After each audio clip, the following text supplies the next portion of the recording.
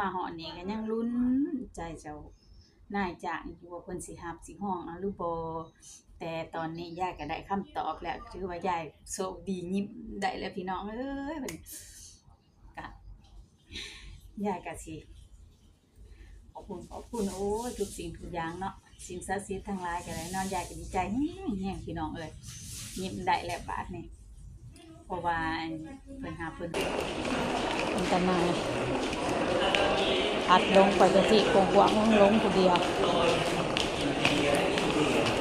ชีวิตแสนสิลำบากแน่เบิ่งผู้ใดก็มีแต่คนมาเที่ยว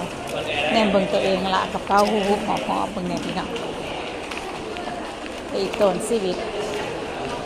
เจ้าของแม่งอันนี้เดียวนี้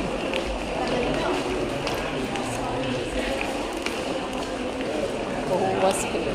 ตกประกำลำบากคือมองได้มันก็มีแต่คนมาเที่ยวเบิด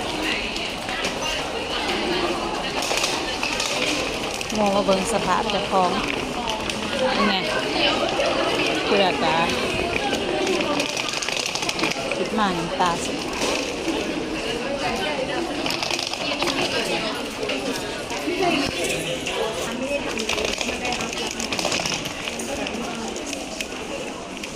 พี่น้องเอ้ยมื้อนี้น่ะก็มาพักมาลงบ่มีโอกาสสิได้ไปส่งพระส่งแม่นำเพิ่นเนาะจักสิลงจักสิพักเรื่องใดพุกกับเอาเพิ่นกระปุกกระเป๋ามาหมดนี้เลยส่งพระสักวันเด้อ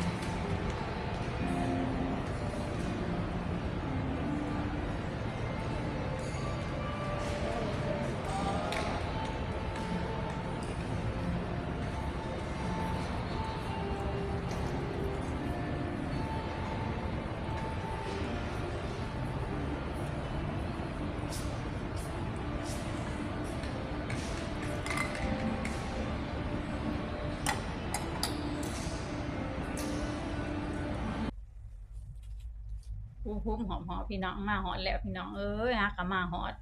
บอนทำงานใหม่บอนสถานที่ใหม่ๆก็จักสิเป็นจังไดเนาะจ้ะพี่น้องมื้อนี้ก็บ่อยากเว้าหลายผ่านมานั่นก็นั่งมาถามทางอึกกระทึกลึกน้องกว่าสิมาฮอด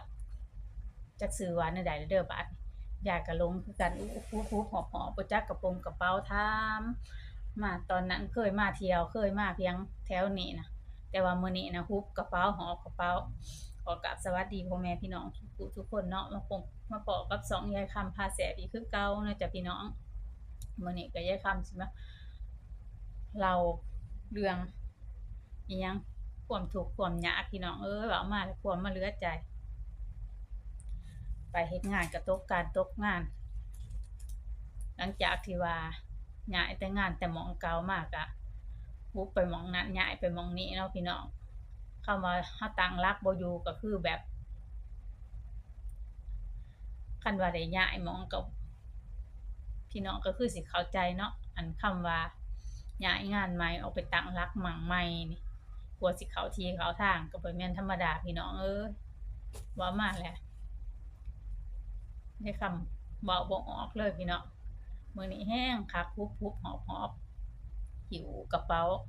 บ่จักทางมาทั่วทิ่ทั่วแดนจากศูนย์เพราะว่าออกแต่งานหม้องนั้นก็มาพักอยู่ศูนย์เนาะพี่น้องก็ไปเรื่อยๆหางานหาไปเรื่อยๆก็เลยมาพ้อพี่น้องคนบ้านตัวเองนี่แหละเพิ่นก็เลยเอิ้นมาอยู่นำแต่บ่ฮู้ว่าจักสิเป็นแนวใดเนาะเราก็มาฮอดมื้อนี้ก็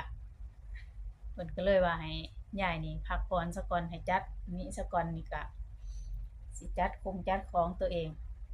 เป็นจั่งใดก็อย่าเนาะพี่น้องก็ขอให้เพิ่นฮักเพิ่นฮ้องเอา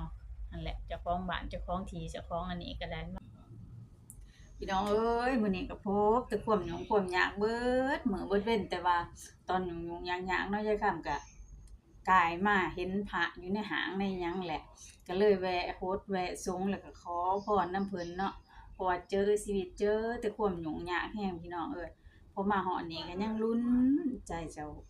นายจ้างอยู่ว่าเพิ่นสิรับสิฮ้องเอาหรือบ่แต่ตอนนี้ยายก็ได้คำตอบแล้วถือว่ายายโชคดียิ้มได้แล้วพี่น้องเอ้ยบัดนี้ก็ยายก็สิ ขอบคุณโอ้ยทุกสิ่งทุกอย่างเนาะสิ่งศักดิ์สิทธิ์ทั้งหลายก็ได้เนาะยายก็ดีใจแฮงๆพี่น้องเอ้ยยิ้มได้แล้วบาดนี้เพราะว่าอันเพิ่นหาเพิ่นฮ้องเอาก็ให้เฮ็ดงานอยู่นี่ให้เฮ็ดงานนำเพิ่นแหละมาตอนแรกก็ตกใจอยู่เดะแต่พอได้ยินข่าวแล้วเพิ่นก็บอกว่าให้เฮ็ดงานอยู่นี่เพิ่นรับเอาอยู่พี่น้องเอ้ยยายก็ดีใจหลายหลายก็สิพักสิพรอยู่นี่แหละพี่น้องเอ้ยก็นี่แหละอยู่ก็บ่อนอยู่บ่อนเช้าก็สิประมาณนี้เด้อพี่น้องก็ สิหกแหน่จังน้อยอยู่ก็มาฮอดนี้ยายก็สิลาพี่ลาน้องขอตัวไปพักผ่อนก่อนนะจ๊ะพี่น้องเดี๋ยวพอกันใหม่คลิปหน้าเด้อจ้า